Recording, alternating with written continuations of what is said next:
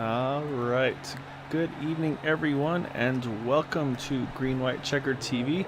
We're back week number 2 here with the Dark Horse Racing Area 51 Indy Car Series here at Dover International Speedway. 125 laps will be our race distance tonight. This is going to be a very, very tricky one. 1 mile, very fast track here. So I would suspect we're going to see a lot of close pack racing. Very difficult. I think we're going to see a difficult time passing. And then, of course, as well, I think pit strategy is going to be extremely crucial. Say watching some practice, and yeah, say the starts and restarts I think are going to be especially dicey. So it's going to be a lot of fun. We'll see how it all pans out tonight. But as always, though, Steve, pleasure to have you here with me, man. But yeah, say we're going to be in for an interesting one tonight. I mean, we saw pit strategy and caution timings played a huge role last week. I think that could definitely come into play again here tonight. I'm extremely curious to see how this goes. I unfortunately didn't get to run any laps, but last time around it was flat out the entire way around this track, no matter what line you took. But the lowest line was the fastest, and so passing was very difficult. You couldn't really get on the outside and do a pass that way.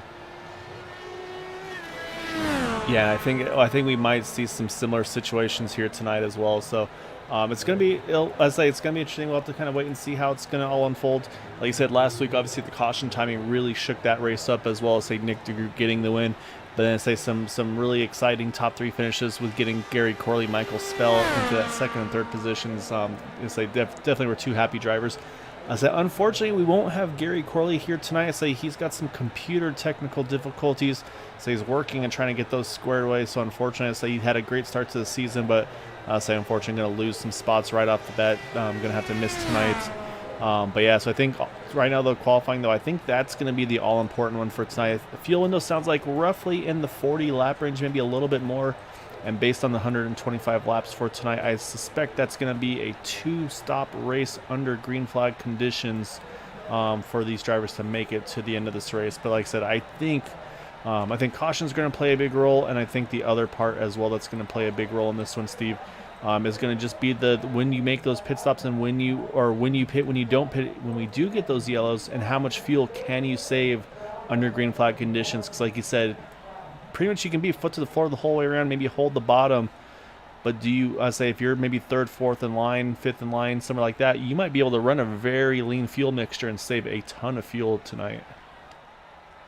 I guess maybe that could happen. I don't know how well the draft is going to help on a track like this for saving fuel. I don't know how much they're going to be able to crack the throttle, even if they're 4th or 5th in line. Yeah, and that's gonna be the question. That's what we're gonna be learning tonight as things go along. I mean, we were pretty able to tell last week who was saving just based on how they were running. But yeah, you're right, here at Dover, it could be a whole different story. So, give me a lot of storylines for sure to watch. So say one of course is going to be qualifying to see who starts towards the front, and the other side of that window is going to be to see where these drivers come out in relation to those maybe start towards the back. I mean, we saw last week. I mean, the driver missed the start of the race, had to start from the pits, still got up into the podium positions, and right now it looks like we've got about 6 or 7 drivers opting to start from, or not take a qualifying lap, I should say. So right off the bat, it's definitely some drivers opting to be a little extra cautious here tonight, it looks like. What the heck happened to Matt Wagner? I don't know. I think he's calling you to find out why his car was so slow during qualifying there, Steve. But no. Yeah, so yeah, you're right, though. Definitely not the lap he was looking for. Maybe aborted his lap, maybe opted. You know what? I'm going to start a little further back. Maybe didn't get the lap time he was looking for on that second lap and may have bailed out of it. So you're right, though. That's going to really put him towards the back and say, with that, we'll pull up our starting grid for tonight's race. And pole position is going to go to that 007 of Henry Bennett. And then next to him is going to be Nick DeGroot there, the 89. Say we've seen these two fight week in and week out with one another. In third, you got Charles Teed, Jim Herrick fourth. In fifth, you got Andrew Wood, Jimmy Drynan, Yari Brupacher, Craig Forsyth, James Ledford, John DeMatteo in 10th. As we work our way further down here, you've got AJ Hobson in 11th, Anders Arhus in 12th. 13th is Michael Spelling of Jeff Heisung, Jack Walls, Jim Brooks, and Matt Wagner. Those are the drivers that put down a lap. And then we mentioned, looks like about 6 drivers opting not to put down laps, including Joseph Morales, Eric Schaus, Don Reedy, Carl Henderson, Josh Laston, and Benjamin Combs. So it looks like 23 drivers are going to be taking part in tonight's race.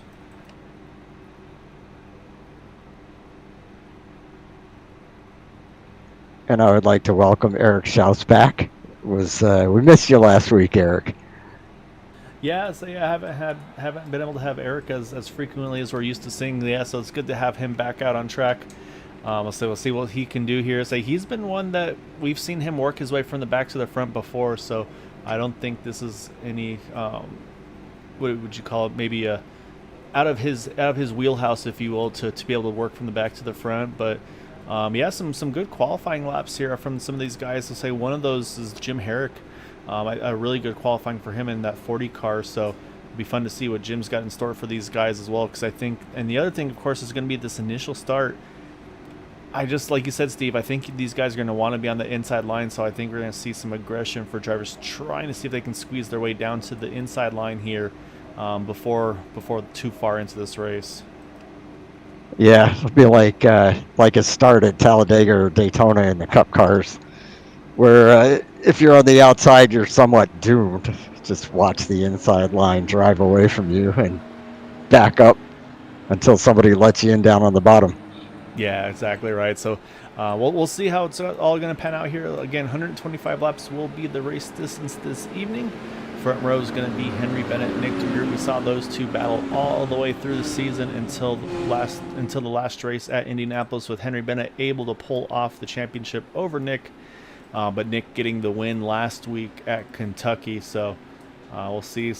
Obviously a great start for the season for Nick, but knows there's a lot of racing left to go in this one.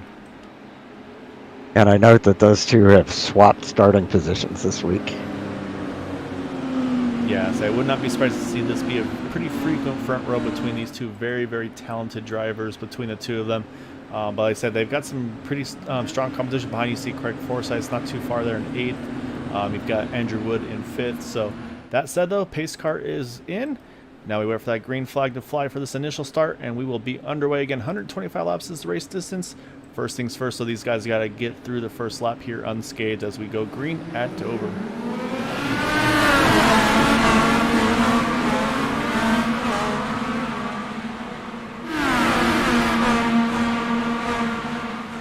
And just like we talked about, Stevie C there, unfortunately, Nick DeGroot goes straight from 2nd to 4th there. At 3rd position, Charles Teed, he jumps straight behind into that 2nd spot.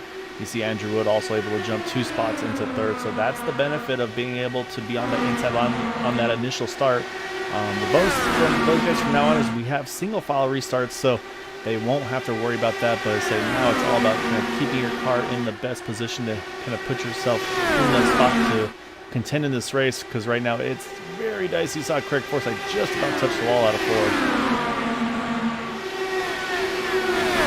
And Charles Teed this season definitely seems to have his mojo back, so that's nice to see, sitting here running in 2nd. And he's going for the lead. Oh, we got contact in the back. It looked like the 40 and the 69 make contact. And it's going to bring out the yellow. Yeah, both those cars getting caught up with that. Looked like, I would say, John DeMatteo and Jim Herrick. And I think my commentator's Curse Strikes again, talking about that good start for Jim, or qualifying spot, I should say. And unfortunately, that contact between them sends him into the pits for a tow. So we're going to go back and see where that contact came out between the two of them. It's unfortunate. That was definitely a pretty hard shot for the both of them.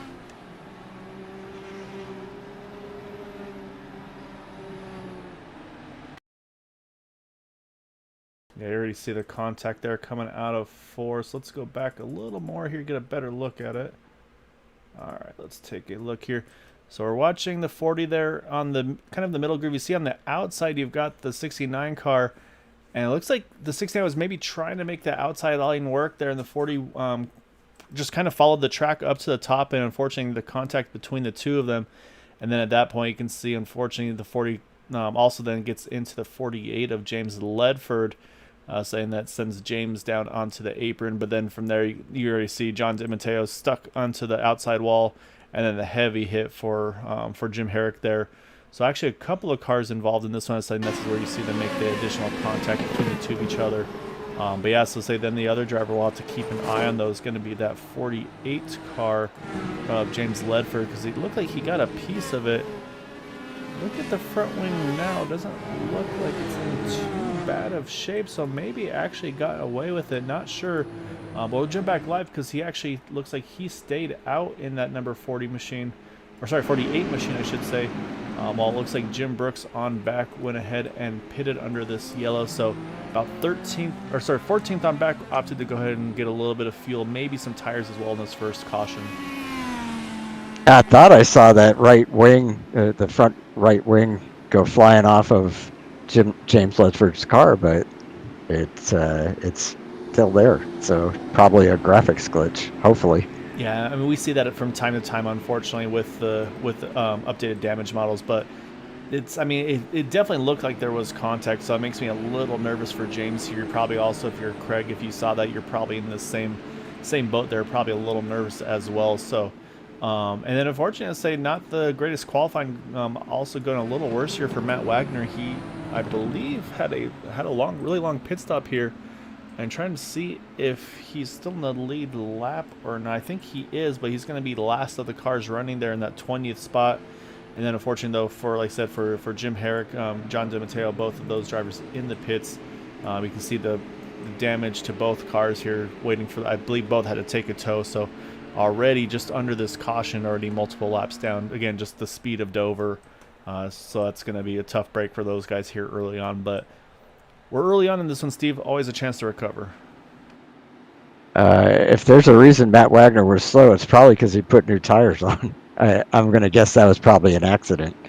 Yeah, he was in the pit stop for a really long time, about 30 seconds. So not sure if maybe any damage or maybe just opted to get all the way to the back on the pit stop. We'll keep an eye and see if the pace is there for him, but. Looks like it's going to go green this time by. It's going to be Henry Bennett still leading the way. So, like I said, Charles Tito's making move, didn't get an opportunity to do anything with it. But now Henry's got control of this restart here, coming to lap number 8. All right, while you do that, I'm backing up to see if something happened in Matt's car, because it looked like maybe his front wing got replaced. Yeah, maybe he was involved in something a little earlier. So right now, you can see Henry Bennett keeps the lead here. He's like we're talking about, the Charles Heath hot on his heels there. Andrew, and he's worked his way up now into that 3rd spot, like we talked about on that first restart. Then Nick DeGroot fall back to 4th. So pretty much that opening lap, these guys all holding a position. You see there is Jim Herrick just now leaving pit road. And then in that 5th spot, you've got Jari Brupacher in that 49 car. So got that big win last season, so obviously hoping to try to build some more from that as well. Let's say the next thing we got to watch for, Steve, we talked about how potentially crucial the pit stop strategy could be here. We have those drivers from 14th on back that went ahead and pitted, starting with Jim Brooks in the 51 machine. So they can go probably about 5-6 laps longer on fuel in those leaders. We'll see, does that maybe play a role in the outcome of this race tonight? Very good point, because either it means they can make it on one less pit stop, or it means that on their final pit stop they won't need as much gas and they'll be able to get out of the pits quicker than these other guys. Yeah, right now we've got a gaggle of cars here. Oh, Jimmy Drennan almost catches the point of Larry Brupacher. You also saw there James Ledford had to make evasive action to avoid contact. So Craig Forsyth was able to get around James there. So they moved now into that 7th position. But it's kind of like we talked about, Steve. It is very busy, very quickly here already at Dover. And I think that's just what you're going to see all race long. You can try to save fuel, save tires, and do what you can, but things that puts you under attack from those guys around you. So it's kind of that risk versus reward as you see Jari kind of running the middle groove, but opening up that top line that allows the 99 here to be driving. He's going to take a look down low in 1 and 2 again. So right now you can try to put some clean air on the nose of that car, but it opens you up for attack. Yep. And I noticed that John DiMatteo had to go back in the pits for something. I'm going to guess that it probably was a speeding penalty. He's now 7 laps down, and Jim Herrick, who was in that wreck, is 4 laps down. So if you have to call for a tow at this track, it is really deadly. Yeah, that's going to be a really tough pill to swallow for anybody. And it also brings in the point of the green flag pit stop potential. I mean, obviously a tow's going to take a lot longer, but when you think about the time in the pits, out of the pits, and just driving down pit lane on their pit speed limiter while these guys are going probably about 210, I would guess. I mean, these guys are in 18-second laps here under green. So it's just, I think it's minimum 2 laps down under green flag pit stop. And that's why I said that's where I'm really thinking about this potential pit strategy. Actually, see, Anders Arhus in the wall off of 2. He gets hit from behind. More cars involved here. Caution comes back out. Unfortunately, Michael Spell got a piece of it there. But yeah, I saw Anders Arhus. He caught the wall. Not sure who else was involved in that. I think it was the 18 of Jeff Heisong. I thought I saw the chrome and black car. He's going to probably have to take a tow as well. So that puts us back under yellow here on lap number 18. Let's go back. Let's take a look where that all happened. So yeah, unfortunately, I think it was net code. hopefully not, but yeah, I wouldn't put it past it. You can already see looks like he's already in the wall here. Yeah, when the caution comes out. So let me go back. Let's find Anders here.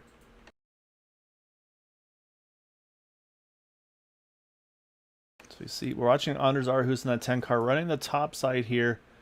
And then you can see close between the two of them. Oh yeah, really bad net code. You're right, Steve. They were feet apart, but still made contact. And unfortunately, just nothing that Jeff Heisong could do, just right into the back of that 10 car. And then from there, you see just everybody having to try to react quick enough. You see Jack Walls just sneak on by. Unfortunately, Michael Spell not as lucky. So you're going to see him get a pretty good shot there from the right front. And then Eric Schaus actually may have caught a piece of that as well. I'll have to take a look at his car in that 72 machine. So we'll jump back to full speed here and take a look. May have gotten away with it, but we'll jump back live here, Steve, because we've got pit stops going. And right now, most of the field here opted to pit. However, very lonely Andrew Wood stays out. And that is a lonely feeling. And the surprising part to me too, Steve, is that even the drivers that pitted under that first caution, they all came in as well. And I'm looking at the pit stop times. There's been no strategy. Everybody's been taking 4 tires and fuel. There's no fuel-only stops. And so we actually have a handful of drivers still getting service on pit road. I see a lot of long pit stops, so I think there were multiple drivers with some damage. I see Eric Schaus just now coming out. He had about a 40-second pit stop under yellow. The 09 of Josh Laston, 37 seconds, 35 seconds for Jim Brooks. So to me, that says there's a lot of drivers that had damage from that incident who opted to try to get this damage repaired manually instead of going for that fast repair approach. So it's going to definitely be a challenging. You always want to save that fast repair, but you always have to be careful because sometimes the car just does not perform after that. And it's tough to avoid accidents on this track when somebody ahead of you wrecks, especially if it's multiple cars. Because first of all, you don't have a good line of sight coming through the turn. So you may not see what's happening ahead of you on the straightaway. And then the second thing is with walls on either side of the track, it tends to throw cars down the track. And then if you hit the inside wall, it throws you back up the track. So it's a lot different than some of the other tracks. Yeah, exactly right. And also didn't mention Jim Herrick got one of those 4 laps back, so now back to 3 laps down in the 40 machine. So like I said, with him being able to kind of cycle out in front of those guys, puts himself in a decent position here. Say potential competitors for him actually now as they're starting to roll off pit road right now. You see Jeff Heisong just now leaving the pits. Anders Arhus right there behind him. They're going to beat the pace car out too. That's going to be a big gain for them. I believe actually that's going to put them now 2 laps down instead of the 3 down like Jim Herrick. So that lucky dog battle now might be between this 18 and the 18 and the 10 cars here. Yeah, that's what I'm showing on my scoring right now. We'll see if it updates to something different, but for the moment, they're both 2 laps down. And also impressively, Michael Spell caught up in that incident. I think he was able to get quickly to the pits and get that fast repair done. He actually was able to stay on the lead lap in the 88 car. So as you see, actually taking a splash of fuel there under this as we're 1 to go here. getting just that little bit extra ounce of fuel. So, but now again, the pit strategy though, Steve, we said probably about 40 laps of fuel they could go. We're on lap 21 here. Obviously, had the 2 yellows here pretty early, but you've got Andrew Wood. He's yet to pit on this race, so I would suspect he can go maybe another 25, let's say 30 laps if we stretch it maybe to about lap 50. But then he's going to have to wait probably about 15 plus laps where everybody else will have to eventually pit. That'll be a very tough time if he doesn't get a timely caution. Yeah, definitely. And you see they are back down and away. It's going to be Andrew Wood with a nice little margin here over Henry Bennett as we get back to green here.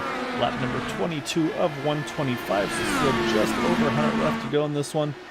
So you see right away Charles Teed already kind of peeking there, and Henry Bennett a little bit, like you said. Seems like he's definitely been a lot racier already this season, and definitely looking like he wants to play a part in this one tonight as well. So right now we know that everybody in this field, except for maybe Andrew Wood, can make it on 2 more stops. I feel pretty confident that Andrew probably still can as well. It's just like I said, I think the danger for Andrew is just more of the fact that he's going to have, if they stay green, they're going to have a really long window, at least in IndyCar terms here, of that maybe 15 or so green flag laps where the rest of the field won't have to pit after he does. So, and like we talked about, that could have him sitting 2 or more laps down for possibly 15 laps, and hoping at that point that there is no yellow to trap him multiple laps down. Yep. So the problem right now, though, is he's got a traffic jam behind him. Charles Teed trying to hug that inside line as tight as he can. We've got the 89 of Nick DeGroot working the outside this time, Steve. I say we haven't seen that very often. I don't know if we'll be able to see that move for the lead. However, though, Nick DeGroot able to keep that 50 car pinned to the inside and work himself to the outside and grab that 3rd spot. As soon as I say that, though, here comes Charles Teed trying to work the inside back again out of 4. I'll tell you what, I think that worked. Yeah, the top 3 cars were all nose to tail, and I'm sure there's a little bit of accordion going on there, and I think that slowed down the 3rd place car enough that Nick DeGroot was able to get that run on the outside. Yeah, so and I'll hop on with Craig Forsyth, who we see a little bobble there entering turn 1. So he's got a great view of all this action going on. He's got Jimmy Drynan in front of him there in that 5th spot. But I think Craig right now, I think he's playing the long game. I believe Craig actually winner of the race here last season, if I'm not mistaken. We actually were talking with some of the drivers before the race during practice, and I said, Craig's like, did I win that race last season? And so we were giving him a hard time that he couldn't even keep track of all his race wins in that 27 machine. So but if I'm not mistaken, I think Craig did win that race because he was working the field numbers very aggressively in that car. That's really close. Whoa, boy! Craig and Jimmy, we talked about netcode potentials. That was a netcode incident waiting to happen, but luckily did not occur there. But that was a very risky move there, but luckily it paid off for Craig. However, for Jimmy Drynan, it really cost him a lot of momentum, but looks like he'll hold on to that 6th spot for the moment. You saw Yari Brubacher take a peek there. And I just want to say I was apparently wrong about people being able to pass on the outside. So I would have to guess that if you're stuck on the inside of someone, that possibly you're getting Craig. I saw that. He's glanced off the wall. That's a pretty big shot. I don't think that car's going to handle anymore. So he's going to have to try to limp this thing. I don't know if he's going to try to get to the pits, but the problem is he's going to have just a horde of cars here trying to get around him. So this is probably one of the toughest spots you're going to be in that 27 car here. Actually, right behind him, we see another contact. I think that was Josh Laston, or not. I'm sorry, not Josh Laston. Carl Henderson, I think, got a piece of it. We got another car in the water, Schaus as well, the 72 here.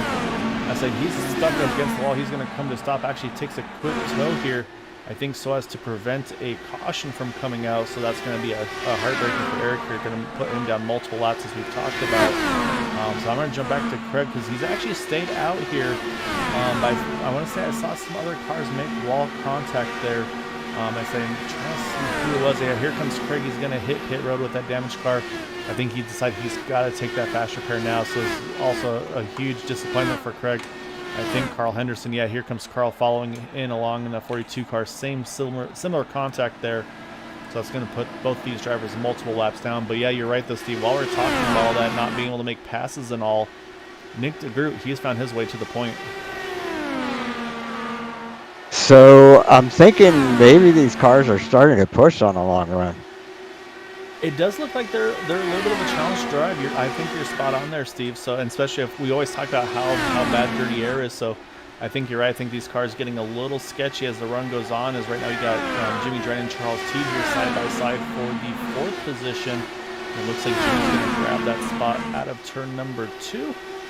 But we've had a decent stretch of green flag racing here. So again, we have to keep an eye on Andrew Wood and what his field numbers look like. But I say right now holding pretty steady. Right now one of the closer battles on track here. I say it's actually Yari Brewpark right behind this battle we were just talking about. I say Yari trying to work over Charles Teedy side. Charles a little bobble there out of turn number 4. 2. Yeah, that one. They look the same, don't they? Well, that and when you got 18-second laps, I can't keep up, man. It's tough to follow these along. I'm going to jump a little further back. So I see here you got James Ledford. I think Josh Laston just got around him there to get himself into the top 10. And you see Jim Brooks, I think, trying to now figure out where does he need to position his car, because you've got the 69 of John DeMatteo multiple laps down, unfortunately. We know he's got a lot of pace in that car, though. I think Jim's trying to find a way to get around James Ledford. But then right behind him, you got Joseph Morales there in the 60 as well. Looks like Joseph's going to clear the 69.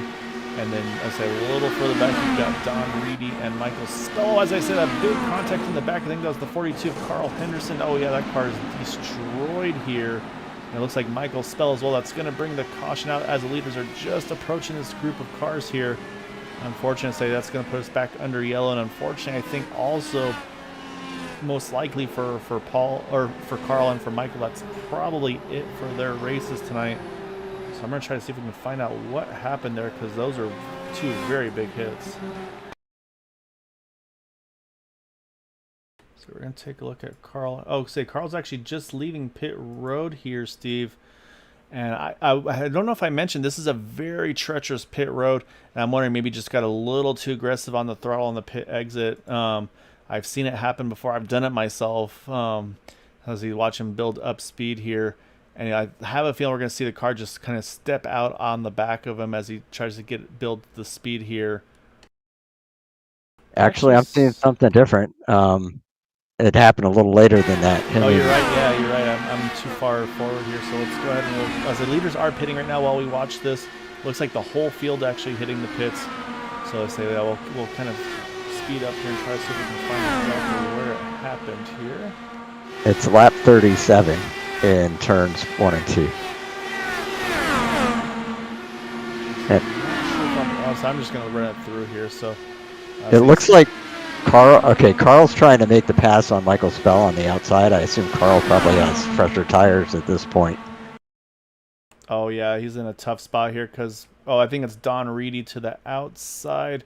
And, yeah, just a little bit of contact between the 2 of them. And then, yeah, there goes the 42 up into the outside wall. There's a little bit of a kind of a slide up against on the safer barrier. Then you see Michael Spell, a heavy hit too. Close quarters for Craig Forsyth just to sneak on by that. But yeah, unfortunately, the 42 and the 88 cars, though, I think that's most likely the end of their races here tonight, because I think they had both used the fast repairs already. So I think caution, though, we talked about that. Blessing for Andrew Wood. That puts him now back on sequence with everybody else here. He did pit there.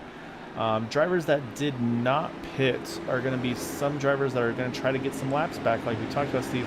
Let's see. First one I see is Anders Arhus in the 10. And then I see the 40 of Jim Herrick and the 27 of Craig Forsyth. So Simon, we're going to kind of look at the timing and scoring over here on the left side. As I believe this is going to put a few drivers. Yeah, so it's going to put Anders and Craig back to just 1 lap down, put Jim Herrick to 2 down. So we're going to have 3 drivers battling for that lucky dog position on this restart. So yeah, so I think that's about the best you could have hoped for there if you're like a Craig Forsyth who had to make that pit stop with that damage repair. Yeah, definitely. And yeah, Steve, I think this puts them now in that window like we talked about as well here. We talked about maybe the 40 or so laps under green flag racing. So I think at this point now, this gets him right to the edge of one more stop to make it to the end of this race. To maybe try to get to that lap 85, let's say, mark or so. So I think this falls right in a very questionable spot in the race. Again, this is all based on this thing going green, but this could get very dicey on the fuel mileage again as well. Yeah, and I'll tell you, the way it's been so far, I'm not optimistic about this thing staying green. Yeah, I mean, it looks like it's definitely a tough one to drive for sure. I mean, like you said, last season, I mean, it almost felt like these guys were running slot cars, just lined up on the inside line, able to do anything and everything they wanted. It looks like definitely a much more difficult setup to drive tonight. Like I said, once the tires wore especially as well, it looks like it's a different animal tonight. So, yes, unfortunately, so we've seen a few drivers drop back from that. So like I said, it looks like we've already lost a few. Like Eric Schaus is retired from the race. We mentioned John DeMatteo is 10 laps down as things run. So we've seen him have a lot of speed these races. Unfortunately, just early incidents really have kind of set him back. But I say it looks like we still have about, I'd say, 18 cars in the running here tonight. But I think Michael Spell, Carl Henderson, I think unfortunately their night's most likely done as well. But I believe still 14, if I'm not mistaken, left on the lead lap here. And that's pretty rough for Michael Spell after such a good run last week. Yeah. Yep. I mean, that's Dover, man. This track is brutal, and I can only imagine how difficult it is with these Indy cars as well. So, with that though, you see the pace car just peeled off here. Everybody running up against the wall here. We'll see when does Nick DeGroot go. He goes right there out of turn number 4. I think it's the safest place to go on the bank and not have to worry about getting well on the flat. He gets a great start here going back to turn number 1, starting lap 46.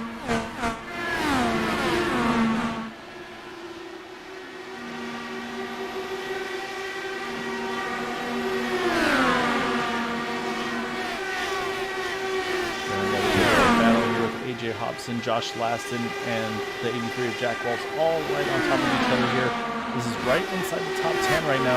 Actually, I'm going to jump a little further back to the front here because it looks like he's able to get around Henry there for that 3rd position. And also we talked about the poor qualifying attempt, but Matt Wagner, he's now up into that 6th position in that number 11 car. As you can see up on the top, it looks like we're back out on track here. I'd say this is a really tough spot to be in as well. You want to kind of make laps, but you also have to try to stay out of the way of the leader, so he's going to be in a really tough situation here. So especially, like I said, at a track as fast as it is here at Dover. And I wonder what Matt did to get up there. I wonder if that's just from attrition ahead of him, or if he didn't take tires on one of the stops. That's a good question. All the pit stops look like they're about the 7-8 second bracket. So yeah, definitely this stop he did take tires. So I think maybe just he's been working his tires well, working his way through the field. But look at Nick DeGroot, Andrew Wood. Nick is trying very hard to work over our race leader in that 64 of Andrew Wood. You see Andrew kind of hugging I'd say more of not hugging the inside, but maybe the middle to make it a little more difficult to dive to the inside here. But every so often we'll see Nick kind of take a little peek, but now you see he's kind of rolled off a little bit right now. And again, I still think about that fuel mileage. Like I said, based on what we've seen so far, it doesn't seem likely. But I mean, we've also seen caution-free races here at Dover as well. So you never know what the strategy is going to unfold here. As you can see, Nick gets a great run there out of 4, but tucks back in.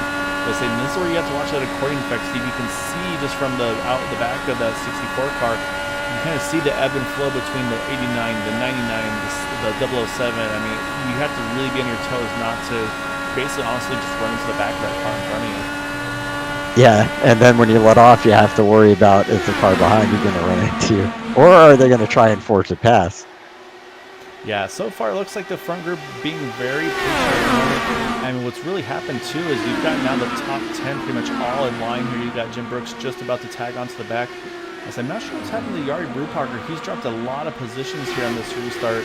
Not sure if maybe we missed some contact or something like that for Yari. Hopefully not the case. Maybe just opting to roll out of it here. He says seeing what's been going on with this kind of the attrition, like you said, Steve.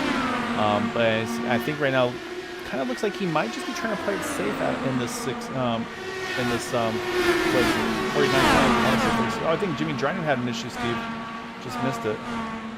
Yeah, I definitely missed that. I was watching Andrew Wood and Nick DeGroot swapped the lead back and We're going to forth go on that back lap. and take a look here at Jimmy. Oh, he gets extremely loose out of turn number 4. Somehow saves that car, but then makes the very, very smart decision. He actually rolls out of it, gets to the apron, didn't want to risk anything, and he goes ahead and drops down there. But actually looks like he's on pit road now, unfortunately. So not what he was looking for in that 99 car. Brings Jim Herrick along with him as well. But yeah, so right now, with that happening, that's really spread up the field. So I think while we're watching that, other stuff has been going on, because now look where Henry Bennett is. So you see Jack Wallace now up into that 4th position. I said while we were looking at that, we had more stuff going on up front, as you see now Henry Bennett fighting with Matt Wagner now for the 6th position. Yeah, and it's really allowed the top 2 cars to get away from everybody else. Yeah, so that's not what you want to do. I know how well Andrew Wood, Nick DeGroot said those two are very talented drivers, and they work very well with one another also. But I think, like I said, so now it's going to be all about lap times as we talk about week in and week out. So for Charles Teed, I mean, he's got a little bit of clean air for once on his nose. He'll be able to try to take advantage of this, I would think. As I said, trying to keep an eye on lap times as well, of course. Which right now, again, running kind of high 18-second bracket. Looks like about 1870s for the leaders. 18.8 for Charles at last time by, so just about a 10th off. But yeah, definitely a lot going on. As I say, it looks like Henry, I think something may have happened to that car. Maybe it had some contact with the car, because as you can see, a lot of these drivers are really kind of falling back off the paces. You know, Jim Brooks working his way up. It looks like going to work around Henry here without much trouble. So yeah, I think Henry must have some damage to that side of the car, and just trying to limp this thing along the way for hope for a yellow to be able to get that fast repair undertaken. Yeah, I'm wondering about that too. I mean, the only other thing that could be going on is he's saving fuel, but it doesn't seem likely. I think he's already a full straightaway off the leaders at this point. Like you said, Steve, I mean, they've just completely checked out right now. You got Andrew Wood, Nick DeGroot here within about a half a second of each other, but then Charles T, he's about almost 3 seconds off these top 2 right now. Again, we don't know what kind of strategies are being played right now in the fuel game. We don't know, maybe Andrew's running full rich, what Nick's doing, what Charles is doing. It's like, because again, they have the 5 mixtures under green flag conditions they can use, from 1 to full rich to 5 to basically the most lean you can run for green flag racing. Of course, there's a caution mixture, which don't want to run that under green flag conditions here, but yeah, so it's definitely really spread this field out now. Like I said, though, with now Charles Teed in 3rd, and I say now who's got pressure though? Like I said, from Jack Walls and Matt Wagner there, and yeah, say right now, like I said, Henry Bennett's fallen back to about 10th, 11th spot now under pressure from Yari Brubacher. Yeah, basically just everybody's getting by him, and that's a tough position to be in, because you know that you need to pit to fix your car, but you can't do that because you're going to go 2 or 3 laps down. And so you just kind of stay out there and try and limp around and do the best you can and hope a caution comes out, so you don't lose any laps repairing it. Yeah, exactly. I mean, we've seen both ends of the spectrum. We saw Craig Forsyth, he pitted pretty quickly after his damage. So now we're seeing Henry kind of try to stretch as far as he can. So you don't know if and when these cautions are going to fall, like you said. So. And the only other thing I can think of, I didn't see any contact between Henry and the 99 and Jimmy Drinan when that all kicked off, with Jimmy getting loose. But maybe there's a little bit of contact when that happened that maybe I missed, and maybe that's where the damage came from for the 007 car as well. So we'll keep an eye on things, but I say right now we're going to just kind of keep an eye on the battles on track right now, as it's still Andrew Wood, Nick DeGroot by, again, about 3/4 tenths of a second, kind of bounces back and forth between the 2 of them. Like I said, though, they've built over a 3-second lead over Charles T there in 3rd, as we're on lap number 69 of 125. They last pit on 42, Steve, so they can probably go another, I feel like I said, I think 80 or so, somewhere in the 80s is going to be the pit stop. Again, when you're running 18-second laps, that's going to come up very quickly. So again, you just have to wonder how rich, how aggressive some of these drivers are maybe running, and that might be where the pace and speed is. But right now, though, so you can see Charles T, though, he's going to have a lot of pressure here shortly from the 83, from the 11, and then even not too far in the distant future in that 4 car. And Michael Spell has come back up on the tracks. Out to see how that 88 car handles after a very long repairs under his car. I say they usually don't can't get the suspension completely fixed in those, so I say he's going to probably have a little bit of a handful.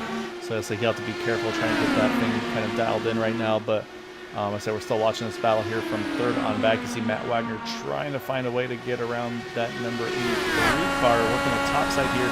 I think you see here, Steve, is kind of running trying to work the momentum, kind of that top to bottom. And actually, I want you to listen to this 11 car. Listen on the exit of 2 and on the exit of 4. This car actually, you almost hear the revs jump.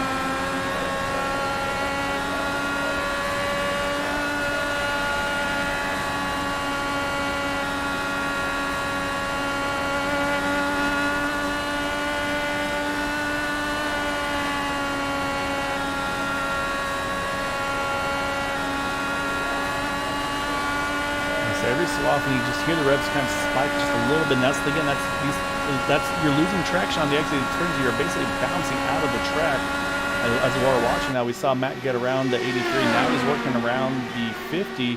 So Matt Wagner, two great laps there, puts himself now into that third spot. As Jack Walls gets a little loose, trying to work over Charles Teed. Like I said, I think Charles Teed, I think he's got a strategy in mind, and I think he is sticking with it right now, wanting to make sure he can make it to the end on one more stop. These guys, again, maybe running a little richer, a little more aggressive. Let's say that the gap up front still holding pretty similar here, about that 0.4 of a second margin or so. I say right now on the Lucky Dog battle right now, Craig Forsyth, he's the first car one down, but only about half a second back is that 18 of Jeff Hysong. So this is also that battle as well. And it's worth noting, though, Jeff can go about 8 laps longer than Craig here under green flag conditions, Steve. Craig pitting at 34, Jeff pitting at 42. And I was just checking to see, I mean, Matt Wagner looks like he's flying right now. I was wondering if he was going faster than our 2 leaders, but he's not. So I don't know if they're getting the benefit of the draft or if Matt's just, run his tires ragged, going as fast as he is. Yeah, I mean, he did have to pass a lot of cars. You see now A.J. Hobson working around Charles Teed there. That's going to put A.J. up into that 5th position in his number 4 car. You see now Jim Burke's looking as well. So I think, like I said, I think for Charles here, I think he's working a strategy and doesn't want to get off of it right now. So the downside, of course, is he's lost a lot of time. Like you said, these leaders they have checked out, Steve. They got over 6 seconds on Matt Wagner right now. But again, though, now it's going to be all about the pit strategy and when they have to make their pit stops. Maybe they're just running some really great pace in those cars. But say right now, though, we're on lap number 80. And I think that pit window is going to be opening very soon. But the question will be, again, can they make it to the end? Because right now we're at 46 to go, 45 here. And then pitting at 42, it being lap number 81. Now that's going to be 39 laps that they've run under green flag conditions. So they need to, they need to go probably another, I'd say, 3-4 more laps. But then again, very treacherous pit road here at Dover. One of the things I noticed with Charles Teed last week is he just didn't have the longevity that some of these other guys had. He burned through his tires early. And if you remember at the end of the race, he wasn't able to keep up and he lost a bunch of spots. So it looks like he's kind of struggling with that here tonight as well. Yeah, as you see, it looks like, I think that's A.J. Hobson trying to work around. Has actually, Craig Forsyth, he's hit pit road. So I saw it's Jeff Hysong, I'm sorry. Trying to work around him. It was A.J. Hobson that got by him earlier. This is Josh Laston trying to get around Charles for that 6th position. I say for Josh, I think this is one of his first couple of races running these IR18 cars, and to do what he's doing right now at Dover is pretty mediocre, Steve. I want to say he's done a great job, but he's doing all right in that 09 car. So, but yeah, I say right now, Charles challenging with Charles, and it looks like Charles, he's not saving fuel, Steve. He's going to hit pit road now in that 50 car. Again, very difficult pit road to hit. Looks like he's done a good job of getting slowed down, doesn't slide back up on track. So now we'll keep an eye on Andrew Wood and Nick DeGroot. Because actually, here comes Nick DeGroot. He's going to go for the undercut, Steve. Looks like a good pit entry. Maybe a little hot. He'll have to be careful there. Hopefully he gets away with it. That's going to leave Andrew Wood out here at 40 to go. So I think right now these guys are all in their window here to make it to the end. The pit road is getting very busy now. Yeah, I think definitely. And I have to give a shout out to Josh Laston, fellow broadcaster. Had a horrendously bad race last week. So to see him doing as well as he is tonight, fantastic. Well, he's doing all right, Steve. we don't want to do the. I don't know if the commentator's curse is just me or if you might throw into it as well. But however, though, look at Matt Wagner. As I said, here comes Matt. He got a lap lead. Now he's going to duck into the pits. That leaves just 2 cars left to pit here, Steven. Yes, so here comes one of them, James Ledford in the 48. Looks like he's hitting pit road. And then the next is going to be Don Reedy, but Don's going to go a little further in that 00 car. And again, we talked about if time of caution just at the right time, this could put Don in a very, very good spot and put everybody else in a very tough position here.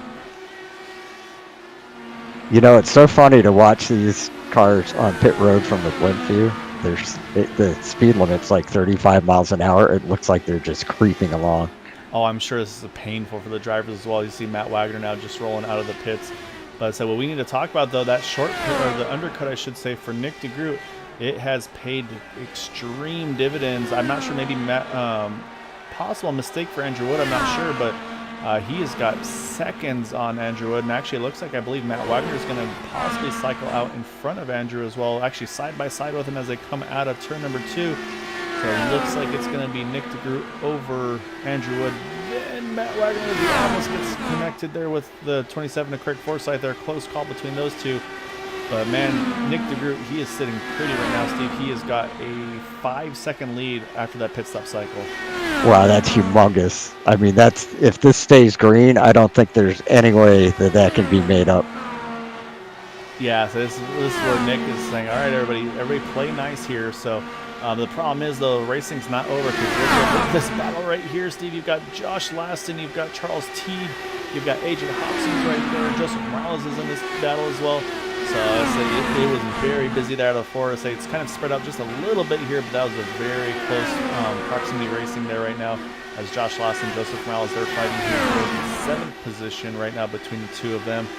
And then we talked about Henry Bennett a little earlier. He did limp that thing to the pit, Steve, and he's been able to get back out. He's in 6th position now, making up for some lost time with that potential damage we saw earlier on in the race. Yeah, thankfully he was able to stay on the lead lap and make that pit stop and get his car fixed, because he's definitely on the move now. Yeah, right now it's got a great battle between AJ Hobson and Charles Teed, and again just in front as well, Josh Laston, Joseph Morales. So we've got 2 really good battles here for 7th and 8th, and then 9th and 10th right now. Like I said, right now Charles has it, AJ has it, wants it, and then Joseph has it, Josh wants it. So. But just they haven't found a way to be able to get around those guys as of yet. Up front, not a lot has changed. Jack Walls is about half a second off of Jim Brooks. That would be a battle for 4th and 5th. But right now, I'll say these are definitely the closest battles on track for position right now with these 2. And then with AJ and Charles. And actually, Yari Brupacher in the 49 car, he's creeping into the mix as well. In 11th, of course, wants to try to crack himself into the top 10 as well. It looks like AJ Hobson is making the pass on Charles T. Yeah, looks like he just was able to clear him out. I was a little nervous if he's going to be able to complete the pass and kind of get the power back down, but he does. So yeah, so now move AJ up into the 9th position. So now he'll chase after that battle for 7th between Josh and Joseph. Like I said, right now Joseph still has it. Josh is trying to find a way to get around, just hasn't been able to get it yet. But actually, we're going to jump up front, or a little further up, because now Henry Bennett's actually caught Jack Walls here. So now Henry trying to recover and get himself back into the top 5. So Henry is just flying. Yeah, so I'm trying to look at lap times, and yeah, Henry's definitely been on a mission. He's been one of the quickest cars these last handful of laps. And you know, when things don't go your way, it kind of helps you turn the wick up a little bit, if you will. So Henry doesn't need extra incentive to go fast, but it's definitely going in his favor right now to kind of use that to his advantage. But the thing is, I mean, these are not easy cars to get around. I mean, we know how quick Jack can be when he gets himself in the right position. And then also on the pit strategy, pretty much all of these guys are all within a lap or 2 of each other of when they pit. Nobody wanted to risk that short pit strategy with obvious reasons. So right now these guys holding pretty stationary right now. And did he mention that Lucky Dog battle? It's actually now fallen to James Ledford, as I believe leaders have just gotten around him a few laps ago. So right now the 48 car, actually the first car won down. So unfortunately for Craig Forsyth, Jeff Hysong, that battle's not going the way they want it to. But we're going to jump back here, because actually while this has been going on, Jack's actually been closing on Jin as well. So I say we're about to have a 3-car battle here for that 4th, 5th, and 6th spot. And that'll probably be our best battle on the track right now. Josh Lasson got around Joseph Morales, so Oh, you're right. maybe he can come up and join those guys too. Yeah, I moved Josh. You're right. Moved Josh up into that 7th position. Is actually, oh, Charles T back in the pits here, Steve. That's not a scheduled stop for that 50 car. May have made some contact with the outside wall, possibly. Unfortunately there for him, that's not what you want to see coming to the end of the race there. So tough break for Charles there. That's going to drop him way down the running order, already down to 15th spot. Yes, and you called it perfectly. He hit the wall coming off of, looks like turn 4. Yep, turn 4. And we are getting very busy here for that 4th spot. You see the 83 Jack Walsh trying to get around Jim Brooks. Also trying to get around is Henry Bennett. So we've got a 3-car battle here for that 4th spot. So we'll see how they're able to go. Again, you can see the inside line. It's obviously got the speed, but then you lose the grip on the exit. And so that's what Jim's able to do. Is he's able to hold his momentum on that top side. I think Jack's going to get the job done here out of 2, and he does. And you see Charles T going to come out right in front of those guys. Also Henry Bennett going to get around Jim. So Jim's going to drop to the 6th position there, and now Henry's going to set his sights back on the 83 of Jack Walls.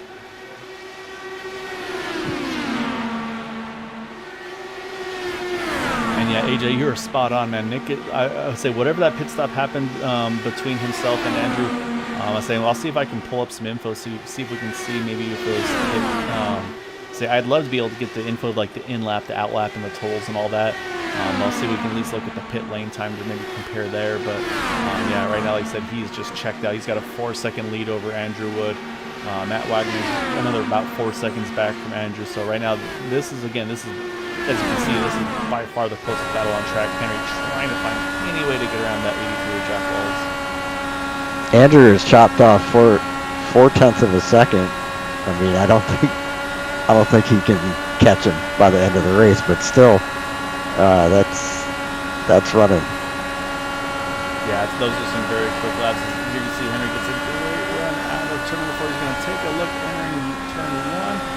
You see he had to roll out of it just a little bit here, and that's going to allow Jack to hold that spot, keeps the momentum on the edge. You see a couple of drivers hitting pit road here.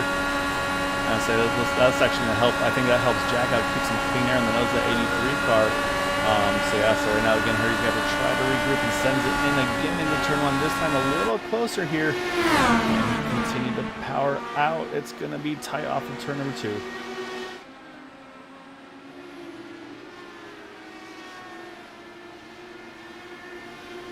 It's a good battle going on here right now. Yeah, say basically a full lap or so now side by side. Now it looks like Henry just going to clear Jack. That's going to put Henry now back up into that 4th spot. Again, a great recovery for Henry after having to leave the lead a little earlier. You see Jim hadn't really dropped off of these guys. I mean, he's still right there as well. But I'm going to try to see if I can pull in the pit lane time here. We'll look at Nick DeGroot and Andrew Wood. And yeah, it's got to have been the in-lap and the out-laps, I feel like, Steve, because if you look at the pit lane time, it was 45 seconds for Nick, 44.5 for Andrew Wood. So the time was not gained on pit lane. So at that point, you got to go with the most likely the in and out laps for those guys. So, but right now, let's say we're already down to 13 to go. Like I said, these laps click off very quickly here. We got a good battle here. Gary Greenhopper, he has chased down James Ledford, trying to get himself back into the top 10. As you see, actually the 4-car AJ Hobson, I think he may have had a mistake because now he's heading into pit road right now. And I think AJ was ahead of these guys, so unfortunately a mistake for the 4-car, sending him to pit road here, coming to 12 to go. That's a shame because he was having a great run. Yeah, he's also having a great race tonight. So I say everything's pretty spread out here. Say for Nick DeGroot, saying right now for him it's just managing traffic, and like I said, I think that also might be a little bit of where those time drops are happening. You know, Nick's going to be trying to play it safe as he can, getting around these guys. He's just got around the 69 there of John DiMatteo, and hats off to John. I mean, he stuck it out. Didn't have the start of the race that he wanted by any means. It's easy just to get frustrated and just kind of bail on it, but he is going to run the laps here tonight. So I would say definitely hats off to that 69 car to stick with it here tonight. You see just in front of him, I believe that is Joseph Morales, who is right now the last car on the lead lap in that 8th position here. And so that's the thing is you want to hold on to that spot if you can. And I think that's where that slows down that 83 car just a little bit. And of course, he's got a 10 car coming out with fresh tires. He's going to try to get a lap back there. And you see Andrzar who's going to grab one of those laps back.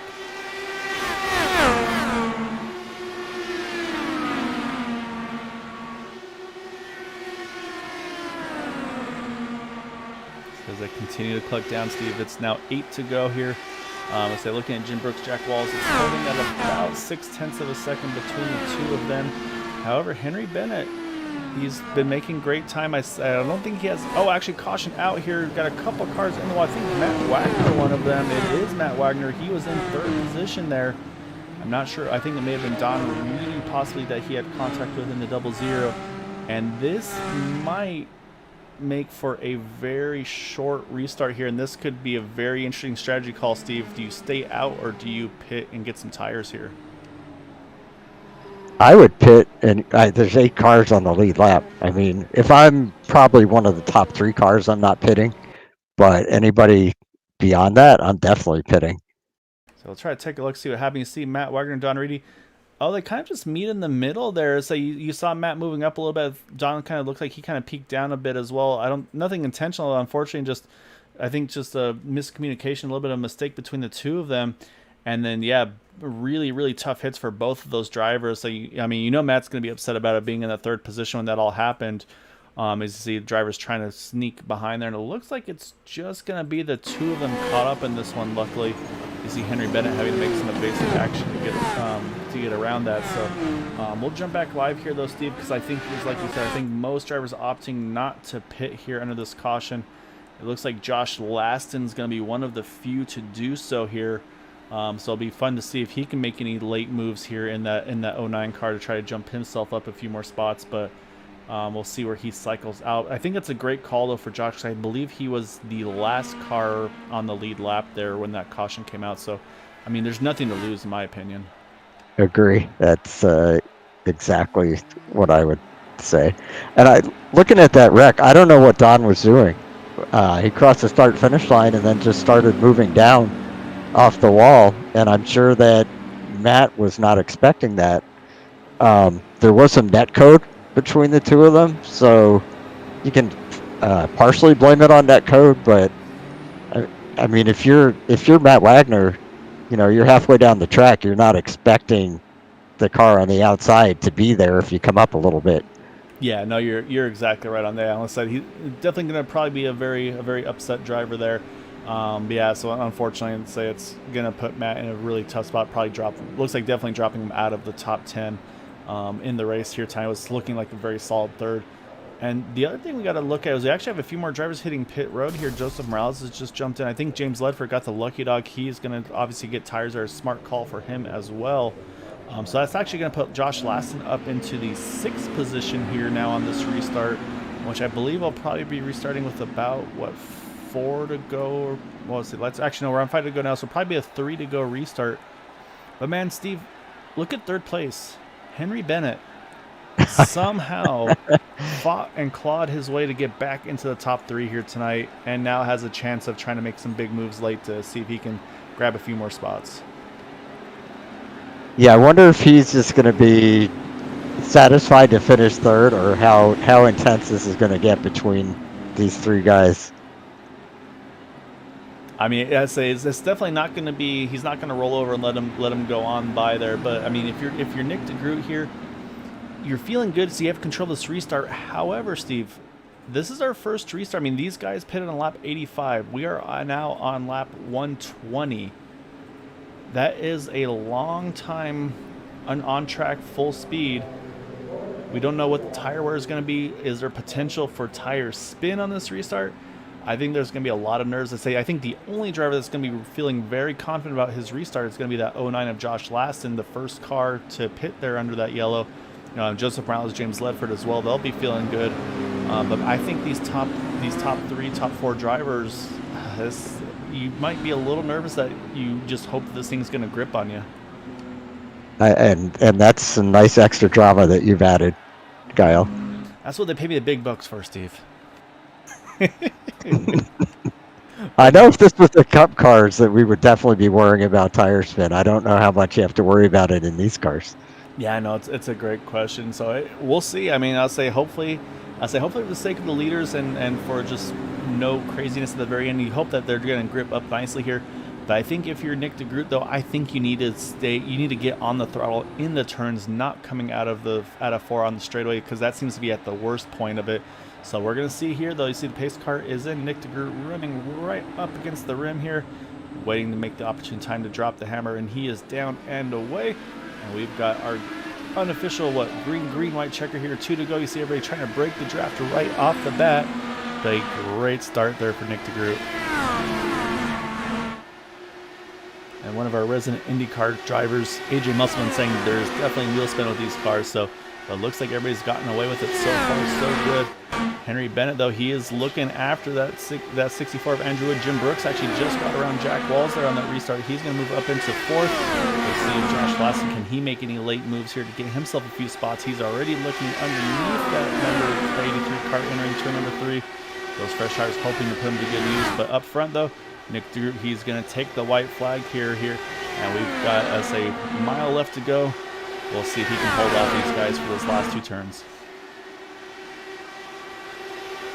I think that these guys needed a few more laps to be able to close in on each other. But Josh Laston definitely pulled off that patch. Oh my God, he hit the wall. Oh, it was a big hit at the finish line. And unfortunately, it actually cost Josh a spot there at the end, allowed Jack Walls to get back by him there. So unfortunately, a heavy hit for him, but it's going to be Nick DeGroot 2 in a row to start off the season here, Steve, for that 89 car. But again, Andrew Wood, he's going to grab 3rd, and you know that's going to be a very, very relieved Henry Bennett to grab that 3rd spot. And I believe, actually, I say a great drive for Jim Brooks. He's going to finish in 4th, plus 12 for him. But even with the incident at the end, though, Josh Laston, highest climber for tonight, 16 spots gained up into that 6th spot. Jack Walls gaining 10 spots into the top 5, and Joseph Morales 11 spots into that into the 7th position. But in the end, though, it's going to be Nick DeGroot getting the win here tonight at Dover. Yeah, that's a great job by Josh Laston for only his 2nd time in these cars and 2nd time in this league. I have a question about the commentator's curse, and hopefully you can answer this. Does it count if he hits the wall coming off the last turn on the last lap and loses a spot?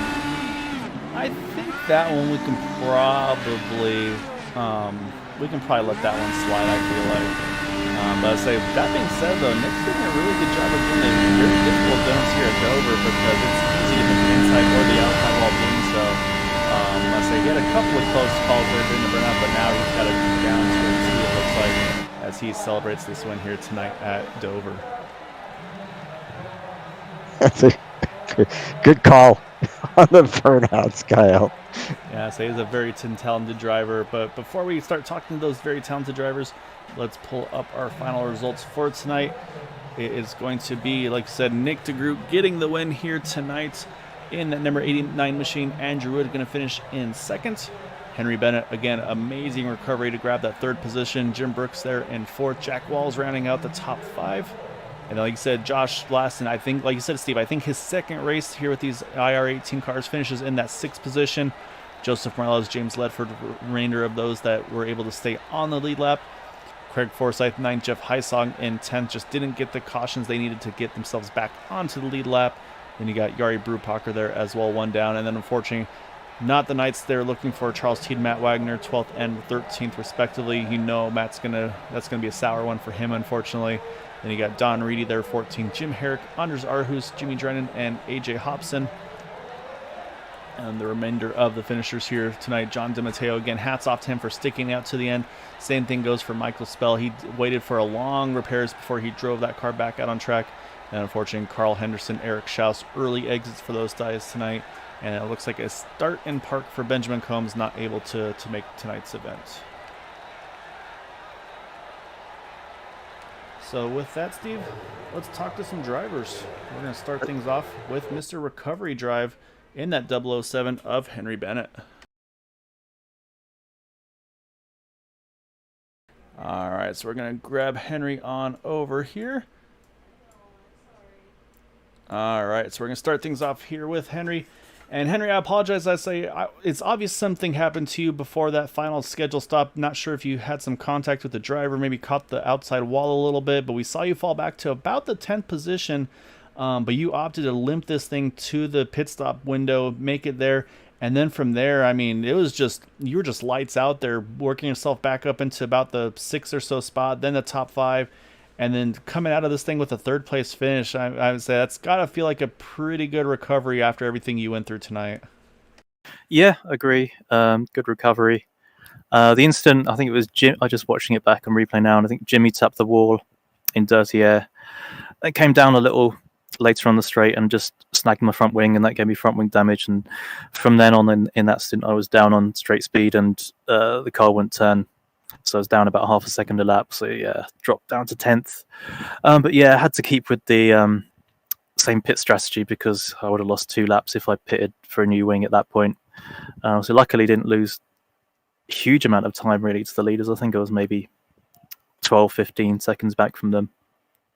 But luckily my pit stop was during my pit stop I managed to jump a bunch of guys and then fought with Jack and Jim after the pit stop. Got to 4th, which I was ecstatic about.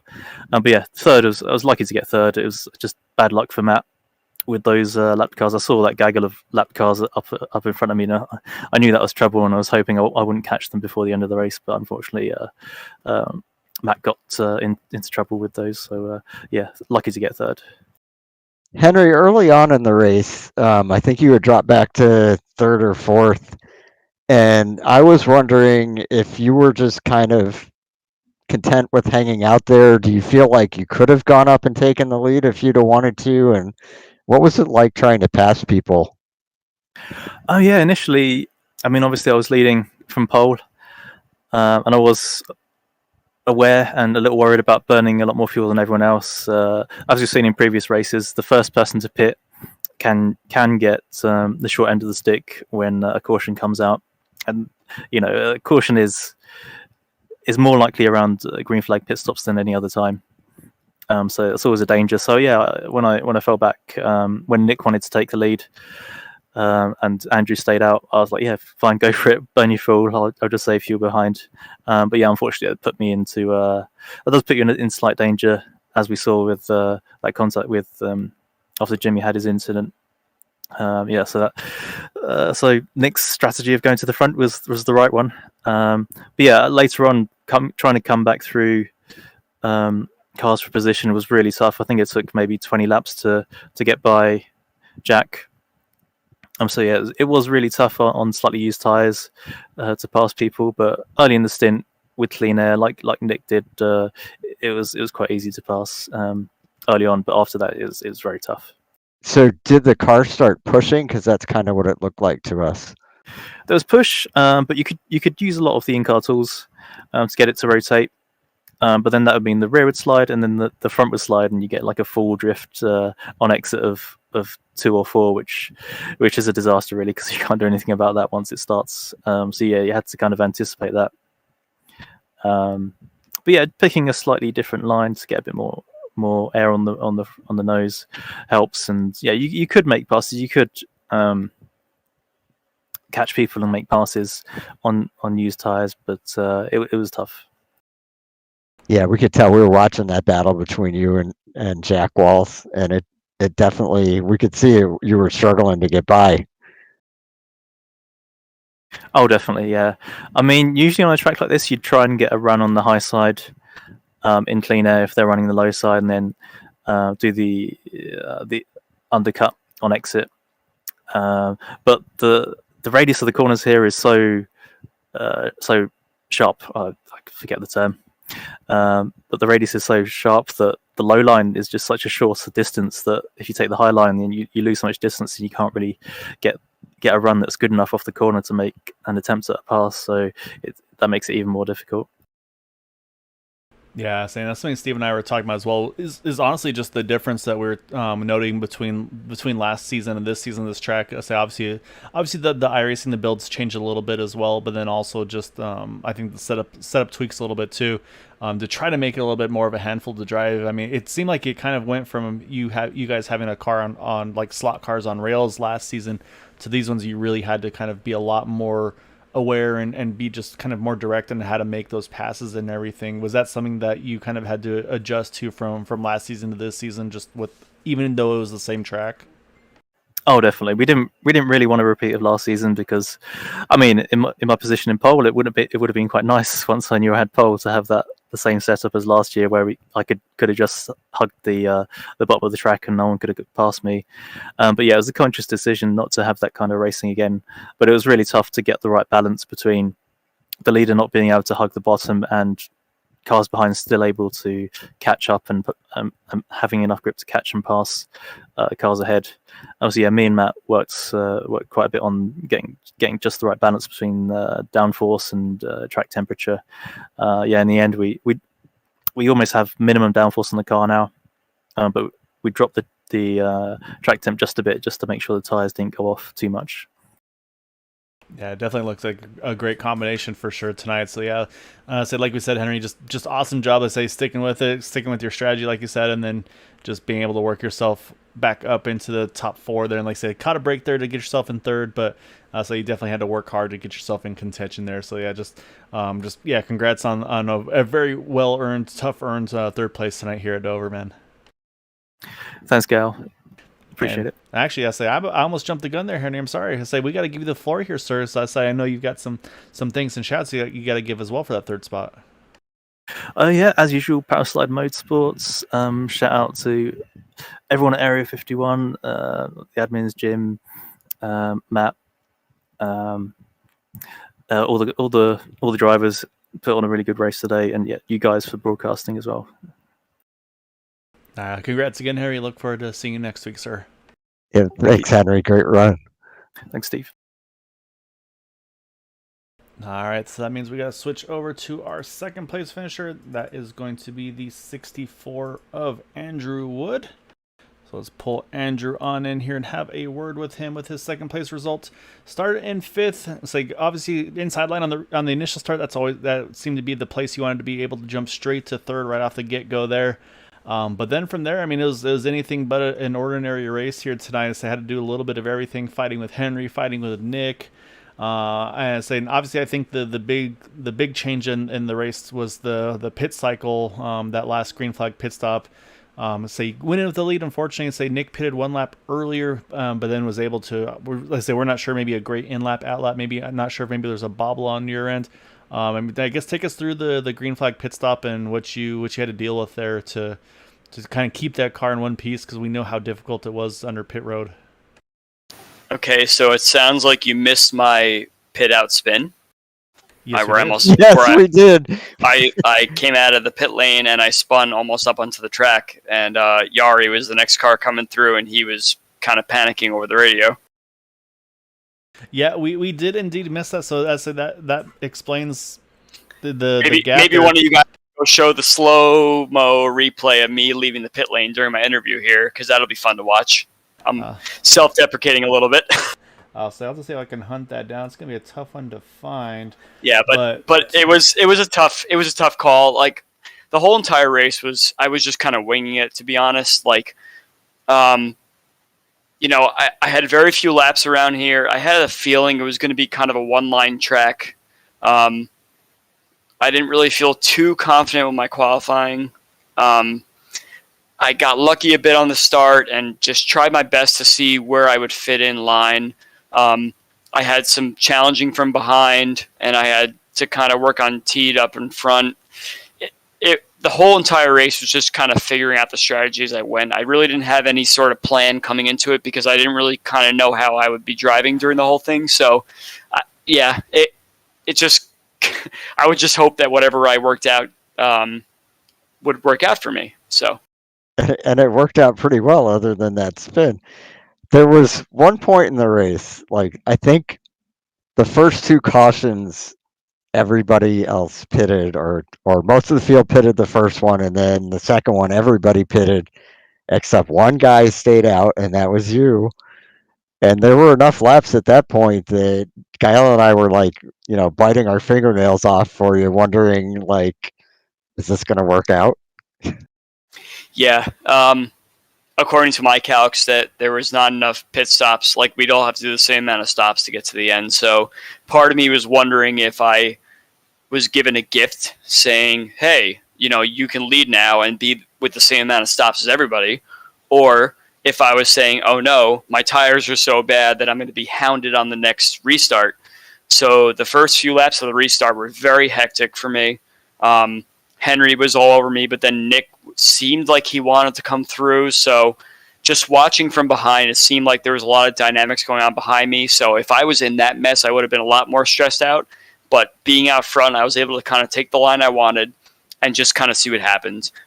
Nick had the better tires than me, so he eventually got that run down on me. And from there, I just said, okay, let's see if I can hang on these old tires while also trying to save some fuel. The next caution after that came out, though, I was 5 or 6 laps away from pitting under green. So if that would have happened, it would have been Kentucky all over again. I would have been down a lap and had to get a wave around or something like that.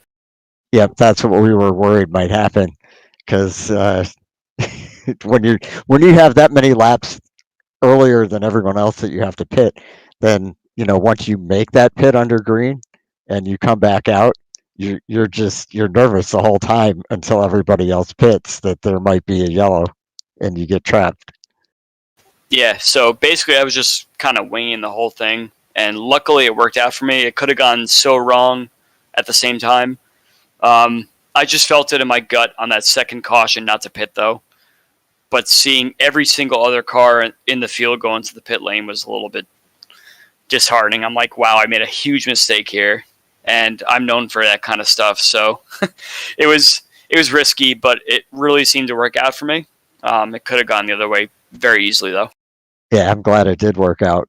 But yeah, I know that feeling. I've had that happen to me in races where, if I'm not the first, then maybe I'm 4th or 5th, and everybody behind me got fresh tires, and yeah, it's an awful feeling. Yeah, you feel very lonely in those situations for sure. And yeah, we were, as I did hunt it down, we were able to find the spin there, Andrew. But that being said, though, to do what you did there and then be able to recover, only lose a handful of seconds. I mean, I think you came out about 5-6 seconds off of Nick after that, but then also not to have an unsafe pit exit. I mean, that's saying something. So I mean, so hats off to making the best of a bad situation there, because that could have been much worse. So saying, I'm sure, seat of the pants when you're having that happen, I'm sure there's a lot of emotions running through your head there.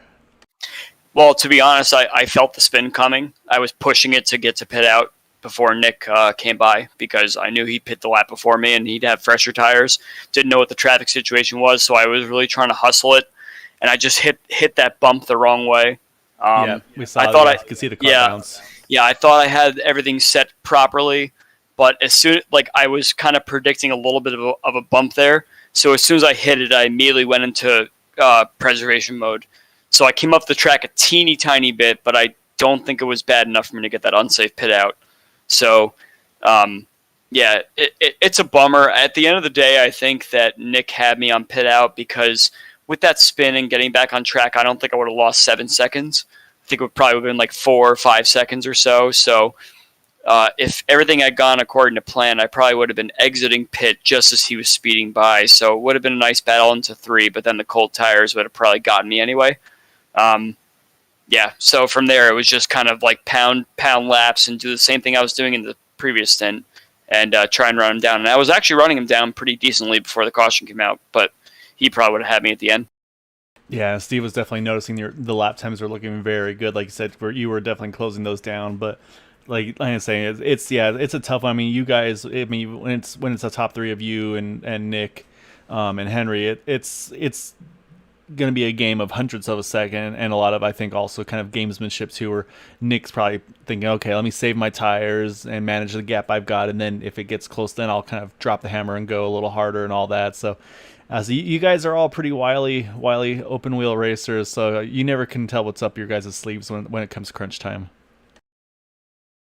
Yeah, it's a pleasure to race these guys for sure. And I mean, like, I see different names running up front every week, and that's cool to see too, because it seems like people are really trying to get better, and they're trying to see what we're doing, maybe watching some replays and saying, "Hey, how are these guys so fast?" And I'm kind of lagging back a bit. And yeah, I mean, Dover's kind of a track that it's kind of a crapshoot. Like, you could be fast just by doing the same sort of thing, but inputs and line are everything here. And it's really cool to see the progression of some of these guys in this league. It's going to make it more competitive and more fun in the end. Yeah, definitely agree with you there. So, like you said, there's been definitely a lot of drivers stepping up their games this season, so it's going to be a lot of fun to watch. Say another great result, though, for you tonight. But that's being said, though, before we let you go, we got to give you the floor here. Any thanks and shouts you'd like to give for that second place, tonight? Yeah, big shout out to the guys that put this league on. Jim, Matt, good job, guys. Really good racing the last few times I've been around, and I'm happy to be a part of this league. Big shout out to you guys broadcasting. You guys take time out of your day to watch us and probably call a really great race. Can't wait to watch this later. Shout out to Henry for always helping me out and giving me some tips, but not enough tips to beat him. I have to get lucky to beat him a lot of the time.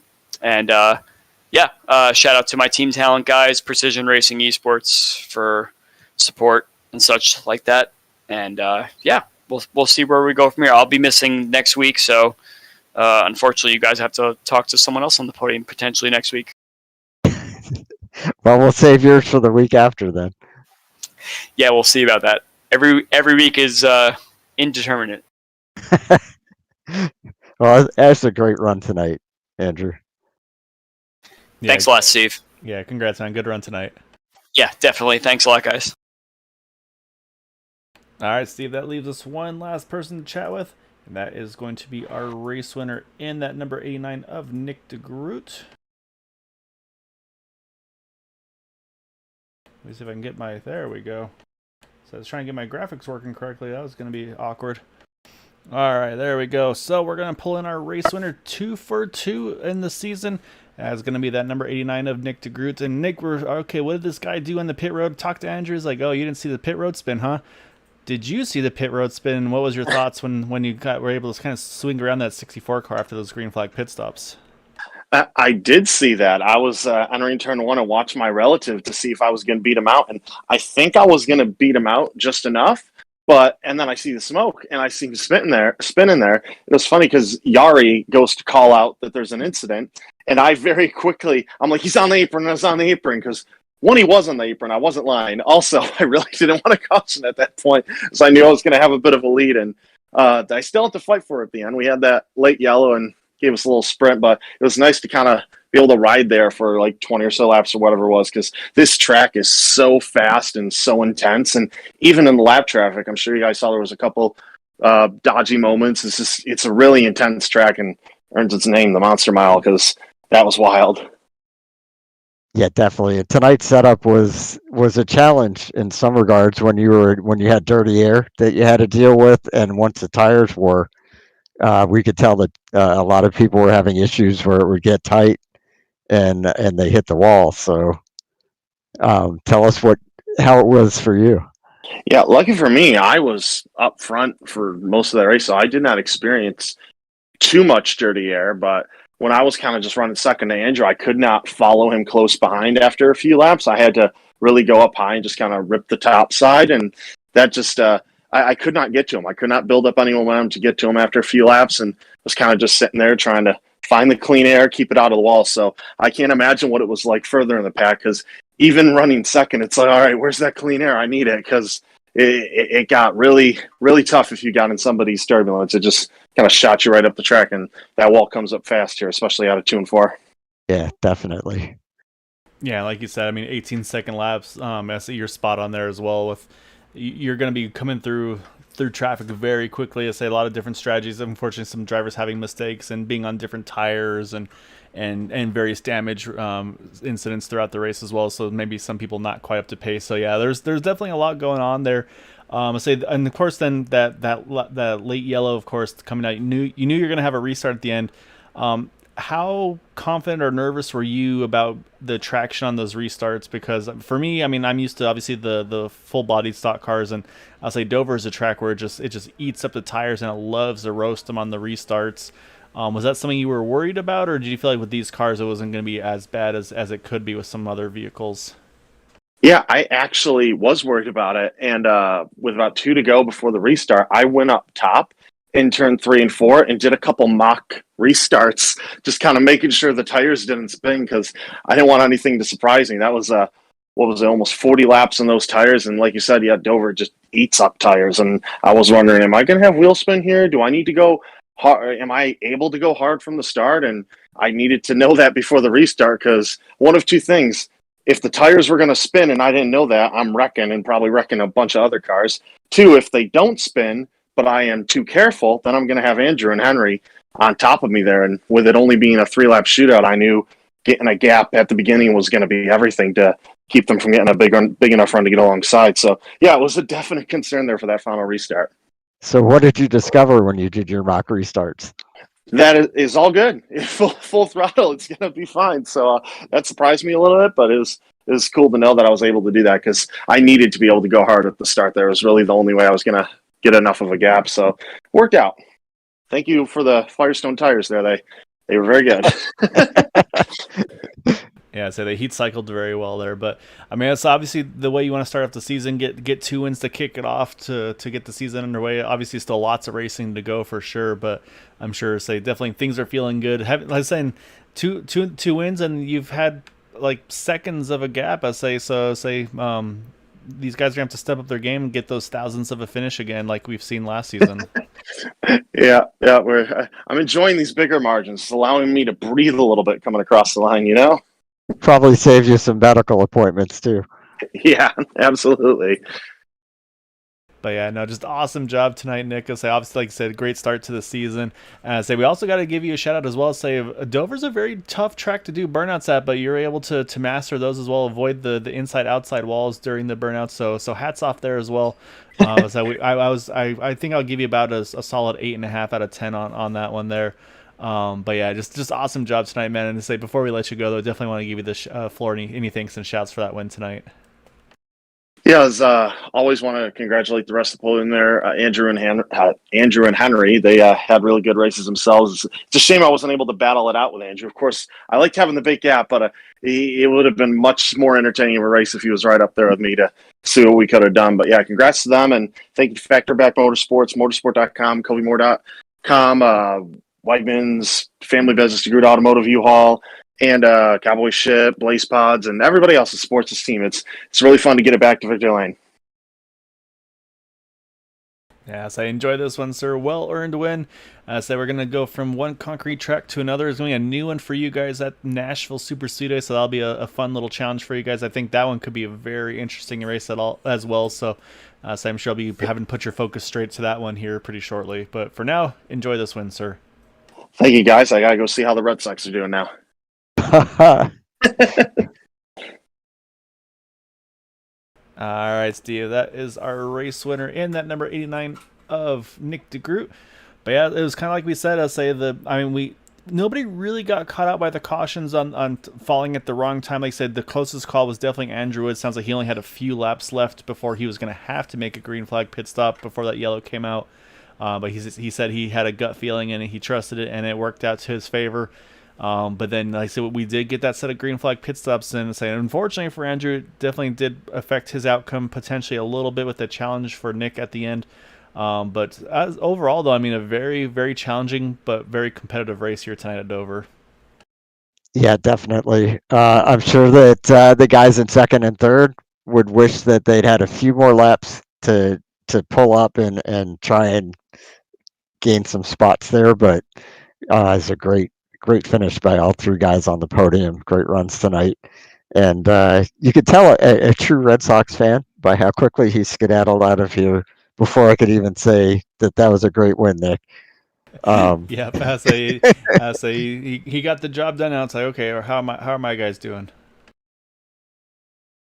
So it was an entertaining race. There was a lot of guys that showed some speed not everybody was able to figure out how to save their tires or how to handle the dirty air tonight. And unfortunately, that caused some incidents with people hitting the wall, and which is how we ended up with only 7 or 8 cars on the lead lap at the end. But good job for everybody. Almost the entire field stuck it out and enjoyed it. It was a fun race to watch. Yeah, it definitely was an exciting one here tonight. And saying we're going to go from one concrete track to another. So we're going to be switching it over to Nashville Super Speedway. So relatively new to iRacing, but I think that could be a very intriguing track. To say a little bigger than here, and I think we'll see a little bit more of a groove open up there as well. So I think these drivers are going to really have to kind of get some laps in to be ready for this one next week, because I think that's going to be a very difficult one as well. Just, I think, very similar to tonight.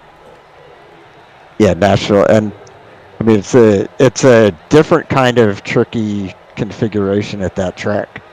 I'm looking forward to seeing how the cars drive there, and hopefully I can get on early enough to put in enough laps to give you an idea what's going on there next week. That sounds like a plan. So, Steve, as always, sir, it's a pleasure being able to enjoy these races with you. And everybody else that's watching, thank you so much for supporting us here at Green White Checker TV. We'll be back on Thursday for the Super Speedway Truck Series. And then, of course, as we mentioned, partnering up as well with MaxSpeed TV. They'll be broadcasting Sunday and Monday. Sunday with the Xfinity Super Speedway, and then Monday with the Next Gen. So definitely check those out as well. However, for us, hope you all have a wonderful Tuesday evening. We'll catch you back on Thursday. And until then, hope you have a wonderful evening and have a good night. Night, everyone.